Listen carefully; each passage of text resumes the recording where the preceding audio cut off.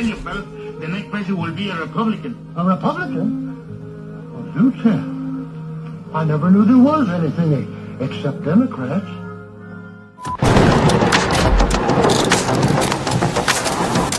So hello, my friend. I am CharLee Simons, your host here on Do Not Talk, talking about two things you're never supposed to talk about: politics and religion. Talk to the people you're not supposed to talk to, like, little candidates, running for little insignificant things like, Assembly, Congress, Senate, governor. Get involved. Listen a little bit. Learn something, for heaven's sake. And show up to vote Tuesday, June 2nd. We need you more than ever. And don't mail in that ballot. If you haven't already, please don't. I'm not saying you just go ahead and fill it out, put it in the envelope, put it in one of those, your county drop box. And you find that by going to your county registrar of voters. Find out where the drop boxes are. Not your little Mark Zuckerberg Facebook drop boxes or any other kind of crap that you see all over the place. Oh, we're at the Sprouts store. Yeah, we're the guys with the table there. Save the whales. And we got a drop box here. Go ahead and put your ballot in there. We'll make sure it gets to the post office. That's happened. And it's probably still happening. What happened during the 2020? Remember? Don't ever forget that happened. And then again in 22, it was going on. But we got to get involved. We got to be motivated. We got to come together. Please come together. Vote for governor. I'm not going to tell you who to vote for, but please make sure whomever you vote for, could you make sure they have an R in front of their name? Unless you know them, as they're running like a no party preference, like Louis Herms or Daniel Mercury, those guys. But other than that, just do something. Just do something. Don't let this pass, please. We need you now. This is the most important election of my lifetime. Our lifetime. And I know that's so cliche. And you hear all these other people like Sean Hannity. Good heavens, every election. It's the most important election of our lifetime. I think this actually is.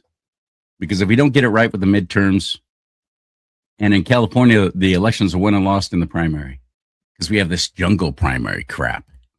So the top two vote getters go to the big election in November. We have to decide now. So if you're one of those people go, oh, I'll just sit back and vote in the big election. Whoever's there, I'll just let everybody else fight it out. Knock it off. Stop talking that way. Please stop talking that way. Because you're putting it on all the rest of us. We got to come together as a community on the right now. Conservatives, more than ever before. We absolutely have to, or we're ski-rude. Michael Maxenti. He's running for Congress. He's in Congressional District 47, if I remember right, Orange County. But it's so important for you to meet and greet these people and get to know them personally. If you can't do it in person, do it through my show, because I'll bring them to you. I will definitely, and I'll ask questions, hard questions sometimes, things they might not like to answer, like I did with Gloria Romero earlier today. But I have become really good friends with another podcaster, and the dumbest thing you can do as a podcaster or anyone in the media is put somebody else's media presentation on your show, because you're just sending viewers and listeners their way. But I don't care. Rising tide lifts all boats. That's my attitude. But his name is Ramin. He just goes by Ramin, Ramin. He's out of San Jose in the San Francisco Bay Area, and he's doing extraordinary work. He's doing Nick Shirley kind of stuff. Watch this. California stole $928 million from you. I'm not exaggerating. I'm not being dramatic. $928 million is gone. Taken from your gas tank, your electric bill, and your wallet. Now I'm going to tell you exactly where it went and who took it. Every time you fill up your gas tank in California, you pay an extra $2 per gallon. That is cap and trade. That's the hidden tax Newsom snapped on you. Now, you're told that the money goes to green energy, solar panels, clean air, saving the planet. And that's the pitch. But here's the reality. $1 billion of your cap and trade money went to a nonprofit called Grid Alternatives. Have you ever heard of them? Yeah, Probably not. I hadn't either until last week. Their job, supposedly, is to install solar panels on affordable housing in California. Sounds beautiful, right? Poor people, free energy, a win. So how much of that $1 billion do you think actually became solar panels on a poor person's roof? Half, a quarter maybe? Well, according to their own reporting, 72 million. Yeah, 7%. 93% of your money is gone. It's vanished into thin air. And yeah, it's unaccounted for. $928 million. And I'm going to show you where it went because I drove down to their front door to find out. Long Beach Avenue, downtown Los Angeles, the same block where I called 911, the same block where the cop confessed. I knocked on their door. You can't see in. They've got it barricaded with black plastic, no windows, no buzzer, like a fortress. And I called Anthony voicemail. I called Ashley. I think she hung up on me. These are the people running $1 billion nonprofit funded by your money, and they won't even answer their phones. So I walked around the back and I found their garage was open. And that's where I met this guy. Well, this guy, he works at Grid Alternatives. Cool guy, frontline employee. I asked him the question that this whole video is built around. I said, hey, do you guys knock on doors for voter registration? His answer wasn't no. His answer was, and I'm quoting him directly, well, it's really not my place to answer that. That's not a denial. To me, that's almost a confession here. So I went home and I dug. And here's what I found. Grid Alternatives is part of a network.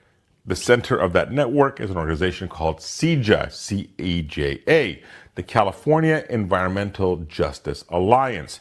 3 things happen in order. Listen carefully. 1, CEJA wrote the law that created the $1 billion program in the first place. 2, CEJA then got the contract to run that program. Wow. 3, CEJA's policy officer is also the program director. Same guy, both jobs. A nonprofit wrote the law, then awarded itself the contract, then put its own employees in charge of spending the money. In every other state, that's a federal indictment. In California, that's a Tuesday. But it gets worse. CEJA has a sister organization called CEJA Action. CEJA Action is a 501c4. That means it's a political organization. It endorses candidates. It runs voter mobilization. It works campaigns. In 2024, CEJA Action endorsed 24 progressive Democrat candidates. Now here's where I want you to pay attention. CEJA Action knocks on doors in the exact same neighborhoods where Grid Alternatives is installing solar panels. Same staff, same database, same offices, same neighborhoods. The solar installer knocks on your door on Monday. The voter mobilizer knocks on the same door on Tuesday. Now, you, sitting at the gas pump, are funding both. You're paying cap and trade taxes for solar panels. Your money is being funneled into a Democrat door-knocking operation. Let me say that again a little bit slowly. Your gas tax pays Democrat door knockers. That's not an opinion. That's not Ramin thinks. That's documented. Jenny Ray LaRue, the director of CalDOGE, published the entire expose. The CPUC is being asked for a full audit. The Attorney General candidate, Michael Gates, needs to put handcuffs on these people. Amen. This is fraud. This is money laundering. This is electioneering with public funds. And nobody in the California press is touching it. That's why I made this video. So you know. So you're mad, like me. So you can vote on June 2nd like your wallet depends on it. Because damn it, it does. Now, let me show you what happened when I tried to walk through their door. You'll find Ramin on YouTube. Ramin Real Talk is the name of his channel. He's also on Rumble and several other platforms. That's extraordinary work he just did. And he's right about the media ignoring it, except for this guy. I'm sick of this. I'm sick of it. It has to end yesterday. I hope that motivated you to actually vote in this primary election. See, elections are won and lost in the primaries. If you don't show up and vote for a Republican candidate just for governor, we could have 2 Democrats running for governor this coming November. That's how important it is. So I want to talk to somebody who's running for Congress, somebody who can actually do something about this and start exposing this stuff. I haven't heard anything from Kylie. I haven't heard anything from McClintock. I haven't heard anything. Those are my representatives in NorCal. I'm sick of it all. Everybody out. We're starting over. That's where Michael comes in. Let's get to know him now on Do Not Talk. Ready? Hit it. Yeah! Woo!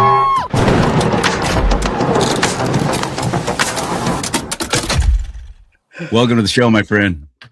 Hey, Charlie, thank you for being here. You teed this show up perfectly for me because it helps get my adrenaline going. It helps me know why I'm doing what I'm doing every day, why for 16 years and counting into my 17th year now, I dedicated my life to the reformation of our government. When I learned of this stuff that you just presented, or Ramin just presented, I started learning this stuff back in 2010. And when I learned that, started learning it, I had been just gone through a period of reflection upon the sacrifices that my father and his generation had made in World War II. And I was in that first lottery for Vietnam, and but 4 digits away from going myself. And so many of my friends never came back. Many of those who did, including one of my very best friends, were never the same after being wounded in that experience. And here I was thinking about how fortunate I was, and I'd never had to serve anything for the great life I'd lived. And that's when I said to turn to my wife, Kelly, and I said, maybe it's my time to serve. And I said, like my father, I signed up for the duration. And here I am. We're now into our 17th year. And but enough of that. You know, there's so many things that video brought up and your comments brought up. Where would you like to start? I made a few notes here. Let's start with how this became accepted practice for a government to get a non-profit, but give it a special tax status to where it's affiliated with the government, but yet it's still a nonprofit, and they call that an NGO. We heard about that. Those came on the scene during the whole Biden train wreck of a presidency when that idiot opened the borders and let up to 50 million illegals come streaming in from all over the world. And it was all the NGOs that were down there giving them these freebies, giving them these government-supplied FEMA debit cards with money on them. Everybody coming across the border was getting some kind of freebie and a free trip to anywhere they wanted to go. And then it became apparent it wasn't just where the people coming across the border wanted to go. It became very apparent it was wherever the cartels wanted them to go so they could continue doing their work. It was insane. How did that become accepted practice that it's okay? Well, what you just said there, I want to go. I turned around corporation. I mean, I've done a lot of things in my career. I always like to look at the root causes.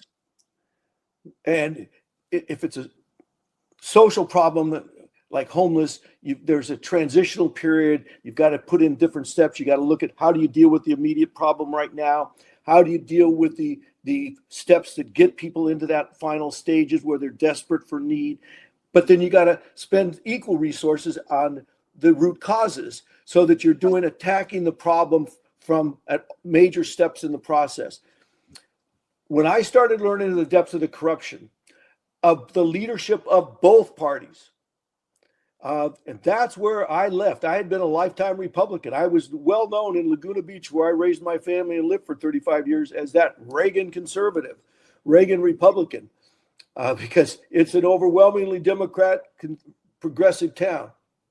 But when I learned of those, I've then co-founded and funded and was the executive director of and all that for a nonprofit called Rebellious Truths. And the slogan for Rebellious Truths was, And I still have one of my cards sitting here, bringing the light to truth, seeking justice for all. But that's where I resigned from the Republican Party. The Bushes and the Cheneys and the rest of them had sold us out, just like everybody I could list on the Republican, or the Democrat side. So I went no party preference, declined the state in those days. Originally, then became no party preference as a way to deflect it off. And then I worked in the independent community for 15 years, alongside everybody from Ross Perot, Andrew Yang, Tom Campbell, and I could list a whole host of people trying to reform our government from the outside. Because what I want to go back to your point, where in the hell has the leadership of my Republican Party been over these last years about all these issues that now we're going to doge California? Where in the hell have they been in California? And more importantly, where in the hell have they been in Congress? They've been sitting on their butts, taking advantage of these situations, perpetuating it so they could get rich and the parties could gain more control. And so that's, you don't want to get my passion going and why I get up every single day. And I talk to my wife, and she'll know this. You know, I'm off as a revolutionary soldier to reform our government, and nobody's shot at me yet. And if this is as tough as it gets, bring it on, because I'm not going to stop. And I will give it until I can. As my father was in the Battle of the Bulge, he came into D-Day on a backseat of a two-man glider. He was 90 miles west of Berlin on VE Day. He was in that First Army unit that came on the Mingelese prison camp and never, ever talked about that except at the reunion of the survivors of his Army unit and one time when his grandson was interviewing him. And so there's nothing they can do that's going to slow me down or stop, no matter what happens in this primary. If I win, great. And they don't want me to advance the leadership of the Republicans. And right now in our party, there's a huge amount of people that have benefited from the status quo and give nothing better than lip service to supporting the reformation that Trump and many others have been leading. Oh yeah, and that's very obvious, glaringly obvious, at least in California.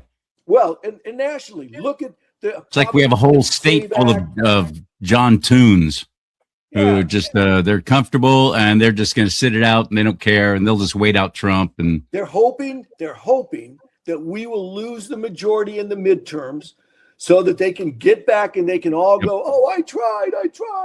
They'll give up all kinds of reasons. Just like it was all you MAGA people. You're the one that dragged the party down. That's how they're talking. Yep. And it's in California. That's how they're talking. But nationally, it's the same problem. We've got, when we have, for example, there was a bill just introduced on the floor of the House that Johnson took off from vote, thank goodness, because every Democrat, and I think the number was something like 50 Republicans had signed on to this, that was going to force Trump's hand and bring back to Congress the funding for the issue with Iran, which I hope we'll get into in a little bit because it's an important issue. But we've got these kind of write-ups. The SAVE Act, why in the hell isn't that SAVE Act passed easily and already going? There's so many issues, so you want to get... It's infuriating. It's infuriating. And President Trump has now done, he did the executive order that I've done several shows with John Goodman out of Florida. He and I were talking about this in 107. We've been talking about this. Yeah, he knows at this point, the Senate's not going to get it done. Thune is not going to get it done. He's going to start backing candidates and it's worked during these midterms so far in other states. They do their voting early compared to us.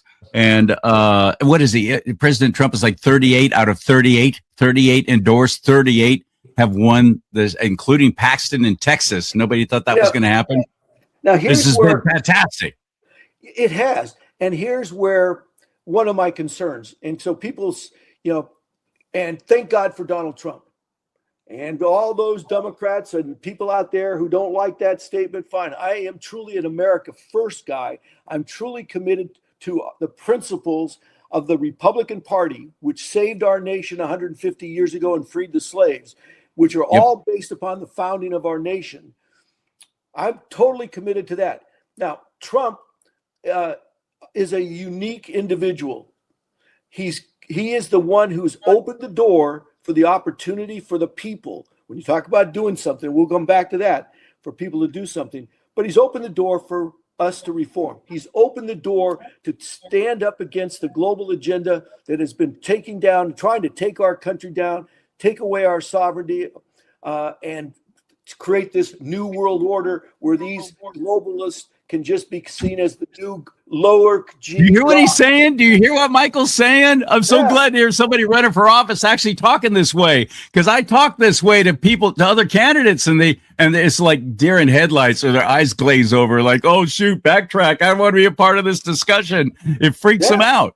This is exactly what it is, though. A satanic new world order, one world government crap, and the left is doing it because they're doing their father's work just as quickly as possible, for his time is short. But unfortunately, there are many Republicans who are along for the ride too. Yeah, because they've been benefiting from the status quo, and they want to continue for their own self-enrichment. That's exactly right. The list is long and deep of the money that our Republican elected officials, both at the state and federal level, have been benefiting from, that are just as equal to or bad as any list you can make up of those on the Democratic side. We really have to reframe this conversation. It's not Democrats versus Republicans, the people. It's the people against this uniparty, this one world order agenda. That's what we're up against. Now back to Trump for a second, because he's right. I've been told. Before we do, though, I'm going to ask you a question. We will come back to that. Before you do, I want to ask, just based on what you said, I want to ask you a question about the support of the Republican Party there in your county and in your area. I think I already know the answer. Nope. They didn't endorse me. And worse than that, they went out and recruited somebody. Now, and I'll go into a little bit detail, but not in long. I could give a long answer to it. But they went out and recruited somebody. I went to the chairman of our local party, the Orange County GOP, Will O'Neill. I went to him in March at the when I was made a delegate to the California Republican Party convention. And I used to joke when I went up there, it had been the longest stint of anyone there. I was a representative in 1993 at the convention, made that by Congressman Chris Cox, who was a dear friend and still is, and he's struggling with his health right now, because he wanted me to run for office back then. At that time, I was the COO for a joint venture where I launched an international joint venture with Nissan here in Irvine, and he wanted me to run for office then. But so now I'm up in Sacramento in March of 2025, and I went to Will O'Neill. I tried to get meetings with him beforehand. He was always too busy to see me, but he saw me up there. We sat down, and I said, Will, if you can find somebody more electable than me that I can support, I will stand down in a heartbeat. The last thing I want to do is to run for office at my age and that. But I have the backing of the independent community. I have the backing of the Maha community. I can win this district with Republicans and independents and the Maha community. We can win this district. So I said, tell me if you get somebody, and I'll throw them 100% of my support and bring those communities that I have deep roots in behind them. Well, I must have said that to him a half a dozen times over the rest of the year. In March 6th of this year, 28 hours before the close of the Orange County GOP endorsement process, where the three Republicans, myself and two others, had filed paperwork for the endorsement. I was the only one that they had acknowledged, and I was going to be interviewed for the endorsement. They brought in, and I learned later that the two people who recruited her was Will O'Neill and John Fleshman, the treasurer of the party, the former executive director of the California GOP. They together in January, as I found out again later, recruited this person to run against me. They on the Sunday before the close of the election, the endorsement process, the next day at 5:00, email goes out from the treasurer to all of the central committee. we found this wonderful candidate that we all want to support. She's perfect. She's got all this background. We need 12 people to sign her on to get her into the hearing, which is going to be the following Saturday for the interview. They get that. Following Saturday at the interview, I sit shoulder to shoulder, and the endorsement committee interviewing us, they start asking me, and they spend about 70% of the time asking me questions and say, well, we're concerned, Maxine, about you because you worked for 15 years as an NPP, and we're concerned that if you go to Washington, hell, you might even try to, they didn't say hell, you might even try to start a new party. And they quoted from one of my podcasts that it was the podcast the day or so after I returned from the National Independent Convention in Denver. And I wore a particular coat that was given to me by a volunteer, which was a sport coat made up of an American flag. And he quoted this and said, yeah, you were wearing this coat like American flag. So I knew immediately what podcast he was referencing. And yeah, we were talking about how, unfortunately, both parties and what was going on inside of the leadership of both. So long story, a lot shorter. They ask her all these questions. You've got all this money, cash on hand. You're going to put in all this money and all of this stuff. She gives all these answers. It's Maxine, for unity of the party, we're going to give her the endorsement. Of course. We want you to suspend your campaign, and together you guys can win. But we're going to give the endorsement to her. She's got money, contacts, experience that you don't have. So that starting the next day, and I was crushed. I had gotten every endorsement from the CRA, the California Republican Assembly, and every other endorsement, the American Independent Party of California, every endorsement I had been given. Except your own Central Committee. Oh, and Jen and this person had to ask for them as well. And I've kept it from using her name because I don't want to pin it. But the woman in that show that you just showed, Jenny Ray LaRue, is who I'm talking about. Jenny Ray LaRue and I now, that's right, Jenny Ray LaRue. So the next Sunday, midday, she and I start a series of 5 or 6 phone calls Sunday afternoon and Monday through Monday afternoon. We must have talked for 3+ hours total. She convinced me and we talked how we could work together like Trump and Kennedy. I would bring the Maha. I would be her community liaison, and how we could do this. And I said, hey, I turned to my wife. Hey, I never ran to run for office. I got a brand new grandchild. I got, she's half my age, etc. She's got all this money and experience. Boy, we can really take Dave Min out, because my job has always been to take Dave Min out, make sure we hold Congress, the majority in Congress, and send support reinforcements to Trump. And more importantly than just to Trump, to the reform movement committed to our Constitution and the people. So at 5 o'clock Monday, an hour and a half, 2 hours before the Central Committee, where she and I were supposed to be speaking, and they were going to vote after she and I both were going to give speeches, answer questions, have rebuttals. Then the Central Committee was going to vote. We contacted the chairman of the party, Will O'Neill, and say, I'm going to suspend my campaign and support her. So they open up the Central Committee meeting. All the Central Committees there and a couple hundred other people, about 300 people. We have a special announcement. There's a change in the agenda.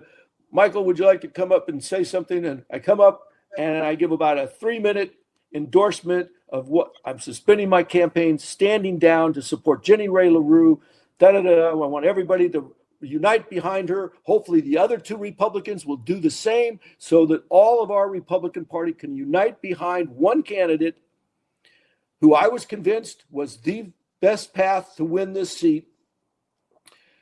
I get a standing ovation. I'm the hero of the night. And Jenny and I were supposed to talk the next day when her team meeting was over in the late afternoon. Long story, a lot shorter now. Now for the next 2 weeks plus, first thing is that next night, Tuesday night, we finally talk.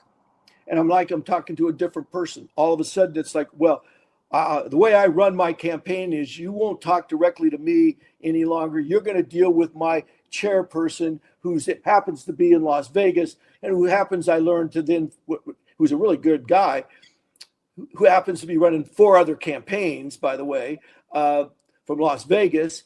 And you'll deal through him. I go, well, wait a minute. What about the liaison? And we need a memo of understanding. If I'm going to not go back to my job, and I just suspended it, and I have a big fundraiser, my big fundraiser coming up that Sunday, 5 days away, 6 days away, where I have the former Comptroller General of the United States flying in from D.C. to be the keynote speaker, which was going to be the kickoff fundraiser to launch my campaign. I become the MC of my own event to introduce Jenny Ray to my big donors and these people. And this is important. I want to share this last, and then this is so creepy. This is really creepy. The whole point of what we need to do in changing the kind of candidates we get, changing the way we evaluate candidates, and allow the leadership of the local parties to become gatekeepers to who we get to vote on in the primary, and then who gets into the general election. So they control the primary nominating process, and then determines the outcome. And that's why we're in so much mess, or part of the major reasons. So at that meeting, my event, I'm the MC of. I introduced Jenny now after Dave Walker gives this great talk about fiscal responsibility. He and I go back, we work together, travel the country together, working on fiscal responsibility. Jenny proudly announces, and this I learned for the first time, I moved to California 18 years ago, and I was a no party preference voter. Jenny Ray said that? Yeah. Oh, yeah. And I got all this is all recorded. So nothing. You're getting all this heat. Yeah. Nothing I have said or will say in regards to her or anything else is anything other than the total truth. And I have recordings of and documentation to everything. So she's proudly going, I was a no party preference voter for 12 years until 2020, when during COVID, I was so upset as I was homeschooling my children in Redding, California, where she has her home, of the lockdowns and the way our state was. I went and looked up the name of our governor, that Gavin Newsom. I was so upset with the way he was handling our state. I decided I needed to run for governor. So she puts her name in and runs in the recall election and got 23rd place. But she ran that campaign. She immediately runs again the next year in the regular election for governor. So that was her experience for governor. And she'd only become a Republican in 2020 after being in our state for 12 years as a no party preference voter. And now she's running as governor of our state. Excuse me, I could talk about what that tells me about her and her elite background and training from Bain as a consultant coming out of their attitude. That's a whole nother topic we get into. Anyhow, that's Jenny Ray LaRue, folks. So over the course of the next couple of months, I realized she had lied to me. Was very deceptive. I could not put my people behind me. I based my whole life on the word integrity.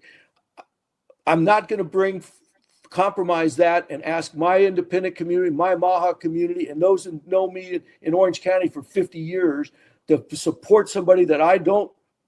She's a fraud and a liar. And so I said, I remembered my hometown hero.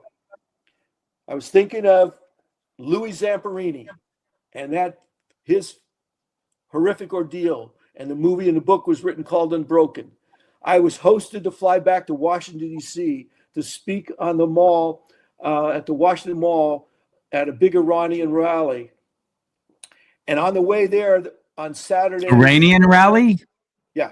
And on the way a big Iranian rally? Iran, a free Iran rally, a free Iran rally. Oh, free Iran. Okay, got it. Help free Iran. So supporting the people that were out protesting their own government. Gotcha. 42,000 of them got murdered by their own government. Yeah, big topic I'd like to talk about in a minute. Not too long ago, not that many months ago, is it? So, sorry. Go ahead. Yeah, and I'll finish this. I've gone way too off on this, but it's very deep and personal to me, obviously. But on the way there, I watched the movie Nuremberg. And the whole point of Nuremberg trials was, how did somebody like Hitler able to take a very Catholic religious country like Germany and do what he did there, and all those people do what they did in killing millions upon millions of Jews and others. Yep. And the whole point of it was, not enough people stood up, which was a point you made in your opening. And after I was honored to be one of the two non-Persian speakers on that rally, I'm on the airplane flying home Monday, and I'm thinking of all what I just shared about Jenny Ray, all of this issue about Trump and holding Congress. I'm thinking about Louis Zamperini not giving up. I'm thinking about what happened for Hitler. And I said, you know what? I've got to stand up, and no matter what they do, I'm not going to give up. I came back home. I sat my wife down, explained to her, and she has been a tremendous support. And she said, fine, you want to get back in? Let's do it. I said, we've been decimated. Our campaign team has all been hired. The key players have all been hired by other campaigns, because when I stopped my campaign, all of them went away. The funders went away. All of that went away. And I said, you know what? I'm not going to give up. I'm going to do everything I can. And whatever God has in store, why I was put in these circumstances, I don't know. He never confides in me in the future. I just know that I got to do every day the best I can, and will continue to do that. And so that's where I'm at. But I'm excited because, despite it all, with the polls that have been shared with me, our campaign is within striking distance of still winning, being able to win, becoming in second to advance. And so we have a real grassroots, amazing team came back together of all volunteers, because we don't have the money, have all come back together. We're bannering, phone banking, canvassing every day. I was on a freeway overpass this morning for 4 hours, and every day we're out there. Today was our 41st freeway bannering. And so anyhow, we're going on, and I think we have a very, very good opportunity to win in this primary, advance to the general election, and then a combination of our Republicans combined with the Maha community, the soft Democrats, and all the independents, which our district has 30% independents, 30%. We can win, take out Dave Min. I can go to Washington, give the support Trump needs, and at the same token, hold Trump and everybody accountable to the Constitution, folks, because Trump's under tremendous pressure by a lot of incredible forces. Yes. And so we've got to hold everybody, including myself and all of us, always to the principles of our party and to the Constitution, and do everything I can to bring forth a new level of ethical leadership. And people ask me what would be the first thing I'd like to do in Congress, what committee I'd like to be on. I say the Rules Committee. The thing I'd focus on first and foremost is doing everything I can to change the rules, to raise the level of ethical leadership, because we have to earn the trust of the people back by delivering on results, not better messaging, not better looking candidates, younger candidates, richer candidates, any of that crap. People who actually can know how to bring people together, solve these problems, and deliver results for the people of our country. So I don't think there's anything I could. Folks. I don't think there's anything I could say to top that. There's so many questions I have for you, and I'm enjoying talking with you. But the important thing right now is just to motivate and introduce to the voters in your area there in Orange County or wherever to get involved, stay involved, listen to what Michael's doing. He didn't want to do this, but he saw a real problem. And I admire people who say, if not me, who? If not now, when? You're going for it. And then you've got your own Republican Party, at least in the Central Committee there. Now, I'm full disclosure, I'm an actual delegate with the California State GOP. So I'm there. I'm a voting member. I actually have to put up with so much crap from my own party that I have downright gone to war with them on several things. And this last convention down there in San Diego, they did not issue me a press pass or a media pass at all. I was there. So they don't like what I'm doing. They don't like what I'm saying, and I don't care. I'm not going to stop. What are some of the things that you've gone to battle with them on? The voting, the log cabin crap, the trying to remove pro traditional family and pro life from the actual party platform, from the charter for the state. Trying to get that removed. It's been ridiculous. There's a lot of infiltration, and the current chair that we have now is seriously worse than the one that was before her. And I thought she was the worst thing I'd ever seen, and she was. Well, this one, Corinne Rankin, is even worse. I campaigned for Mike Morrell. He was running for party chair, but he would have done an extraordinary job. I was sure hoping that he won. He didn't. I seem to be outnumbered, and people like me. And they literally put out this email to everybody attending. You will be asked to leave if you wear an America First shirt. In San Diego? Yes. Hat, shirt, anything that says America First, you will be escorted out. You will have your yep. I'm a delegate there, and I was there as well. I don't have time to read all the emails that come, but I didn't get that one. They wouldn't even put America First. One of the things I came away from, I said, I don't have the history of those 32 years. They were trying to keep David Serpa out. They were trying to keep him from speaking because it's just insane. I don't know what's happened to my own party, but I don't like it. But I don't quit. I'm not going to stop. And as long as my friend Rudy Rosselli, who talk about running against a slug who's been ensconced there for decades, he's running against John Garamendi up in the San Francisco Bay Area. That dude's 81. Just got diagnosed with some kind of blood cancer thing, and he's still running again. Yeah. Why? I've already signed term limits. By the way, for people who wonder, I've signed a term limit thing for 3 terms because I promised my wife I'd give 20 years to this reform effort. She says, well, if you stay there get reelected twice more, that'll put you at 21 years in this political reform. I said, sweetie, that's okay. We're going to, for 1 more year, but it's important that we get through the midterms, get through the next president, and the midterms, the next midterms. Then I'm out. No matter what, I'm out. I want you to do well, my friend. Where do we find you? How do we support you? How do we help? Well, they can go quite simply to Maxenti, MAXSENTI 4, not the numeral, but 4congress.com.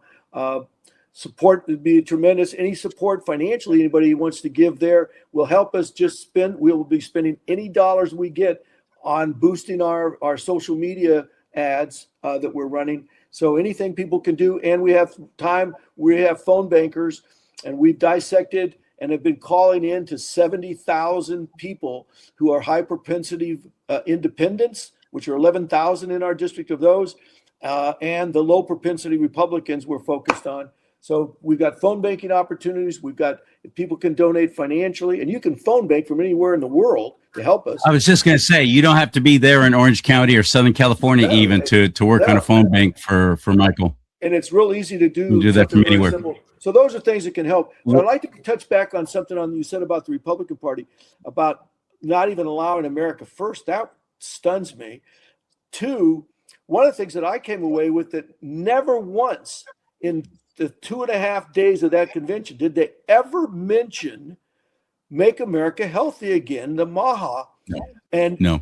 The only way they didn't even have a caucus. No. But they had a homo caucus, but they didn't have a Make America Healthy Again caucus. Yeah, and that's what they do. They get together like the day before. It starts Friday night, usually just a couple of things, and then a party after registration. And then Saturday, it's like you're meeting with all these different independent groups. The veterans had a caucus there. The unions had a caucus there. And you go into those, and then the candidates come in and address those different people groups. Not one mention of Mahan. The only way Trump won, and the only way in California, folks, that we have a chance of winning in 99% of the circumstances is recognizing that we must be part of a coalition with the soft Democrats led by the MAHA, Make America Healthy group, and the independents. If we don't embrace the independents and the MAHA, we don't win. And not one mention of their needs, their concerns, their involvement. I walked I away noticed from that going, too. we don't Yep. win a damn thing without that acknowledgement, and not just acknowledgement, but embracing their needs and desires. And it starts with delivering on policy, not just better messaging and that stuff. Oh, somebody should recommend to Sean Steele then that perhaps his chocolate and cigar night, it could be brought to you by the Maha folks. Yeah. And so This cigar You got brought it. to you by Make America Healthy Again. yeah, you don't inhale. That's about as close as they got to anything addressing health. But I love it. You're a kick. Thank you very much. Maxenti, MAXSENTI for Congress.com, right? Yeah. Okay. Yeah. All right, my friend. Yeah. Yeah. We will do this again when we can actually talk. Go We ahead. have a lot more to talk about. So anytime. Yeah, exactly. We'll do this again. But right now, I want to get you past this primary on Tuesday. I want to get you in. I want to get you going to the final election in November. I want that. Well, thank you, Charlie. I appreciate the help. I appreciate it. All right, buddy. Talk to you later, man. That's impressive. People who are actually putting their, he's a retirement age. I mean, you know, those cruise ships aren't going to sail themselves. So he could be taking a nice little cruise to Alaska about now. But nope. He's running for Congress. Not because he has to. Because that's his job or his career, not because he wants to for the power and for the notoriety of it all. That's a real genuine conservative there who's doing it for the heart and because he loves our state. He and I are both California natives, and we know we got to do something now. I don't see anyone else stepping up except for Ramin. Good job, buddy, on that report. Ramin Real Talk. You'll find him on YouTube and on Rumble. Oh, by the way, get yourself one of these coffee mugs. Michael, if you're still watching, go to my website right here, CharLeeSimons.com. CharLeeSimons. And when you're doing shows in the future, let's talk about politics and religion. Big old 15-ounce mug. You'll find that and shirts and hats and all kinds of stuff at my website, CharLeeSimons.com. May God bless you and keep you. May God bless America. But most importantly, America, bless God.